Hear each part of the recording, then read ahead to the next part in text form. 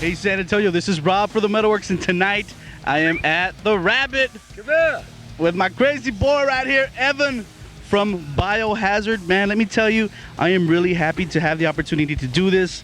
You guys were at the Garden. I don't think I was gonna be able to do that. That's my first question, man. What happened to the show at Tucking Gardens tonight? The Insane Clown Posse got offered to do Woodstock, so they canceled about 4 shows. So we filled them in like last minute with some club dates. And we were like, you know, it's like, what cities you want to come to? And we threw out some cities right there. San Antonio is one of them, so here we are. All right, cool, man. Glad to have you. There's gonna be some people out here jumping tonight, man. It's been a long time since you guys have been back. You guys toured extensively for Mata Leao. What was the mood after you guys came out of the tour? Did you guys take a break, or did y'all start writing the new record? It was real. Mata Leao was a very frustrating time for us because, you know, we poured our hearts and souls into making an album, and the record company never supported us. So we were out, like, we left Warner Brothers right in the middle of that album cycle. So we were out touring as an unsigned band. That's when we put out the live album, No Holds Barred, and the vibe was that like fuck the industry always was like that, but I'm really like, you know, like just we're gonna keep touring for Biohazard for the fans. Forget about the albums. Don't matter which album we're, you know, we never got like no singles on the radio or anything anyway. And you know, when MTV ever played us was like Headbangers Ball back in the day. So, you know, we're kind of like a timeless kind of band, I think. We finished the tour from Mata Leao, and we took a little break. We went in the studio. We spent a lot of time. We spent like a year almost writing and recording, and the album was done. New World Disorder was done last August, like September 1st, and we signed a new record deal. It took them all this time to get it out, so we're sorry we haven't been around, you know. But it's killing me more than it's killing y'all, you know. On the last tour, you guys brought Robbie Chavarria into the band. This is the first record with him, I guess, actually participating in the writing process. What was that like, having maybe a new person in the studio? Well, the first thing was that Rob's a real tight player, so it made us all play tighter. And Rob has a great big sound, and also he's a great lead player. On Mata Leao, we did it as a 3-piece, you know, band, and we all took turns playing guitar solos and stuff, and it was really fun. It was very soul searching, very deep. But New World Disorder was a whole other experience, man. You know, because like when we used to make records with Bobby, there were a lot of passion there, but it was never so focused how it is now. You know, so. That's what I want to talk about, man. Let's jump into the new new record, New World Disorder. How do you compare it to the last release? I mean, because it's to me it seems a little heavier. Well, not even heavier, but just more straight ahead, you know. Well, I think Mata Leao was a very experimental album. I think what we did for this album is we sat down, we got real honest with ourselves, with each other, and we said, look, what was the best shit we ever did? And we said our signature album was Urban Discipline, you know, and the most, you know, maybe the most desperate was like the first album, so we reached for the desperation of the first album and the trademark riffs of Urban Discipline. We went for the sound and the hooks on State of the Royal Address. We got the same producer as Daisy and back from State of the Royal Address, and we took the introspection and the soul searching and the depth of Mata Leao and some of the dynamics from Mata Leao that we learned, and we tried to put it all together and said, best of the best. We wrote 30 songs, we chopped them all out. We ended up with like 14. And we're really proud of the record. You know, we think it's a very hard album.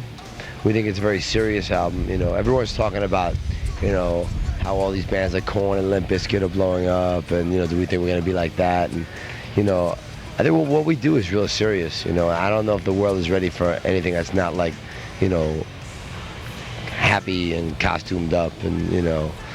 I mean, those bands are cool and everything, you know. I don't diss nobody, you know.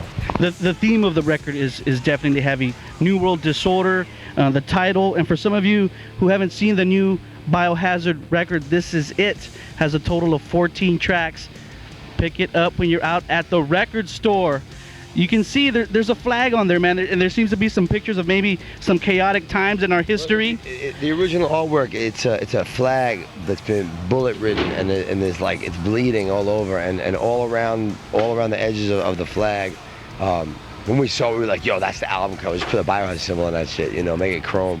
All around that is, you know, there's like, you know, civil rights movement, there's like KKK burning crosses, there's like Martin Luther King, there's like police brutality, riots, corruption, just showing all like the bullshit, all the bad shit that goes on in America. Because like it's supposed to be land of the free, and we're very free here. I'm very proud to be living in America. I love it here. I have nowhere else I'd rather live than here. There's a lot of things wrong with our government. Are you optimistic about the millennium, the new millennium? Well, am I optimistic? Well, I don't know if I'm optimistic about that. There's a lot of people who are willing to look at the truth, who are willing to look inside, and who are willing to look around and see what's wrong.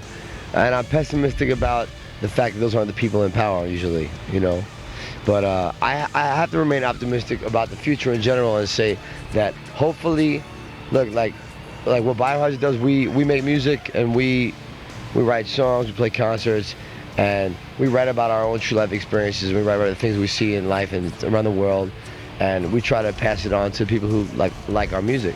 And hopefully some of those young people who are buying the Biohazard records, we're promoting free thinking and real freedom.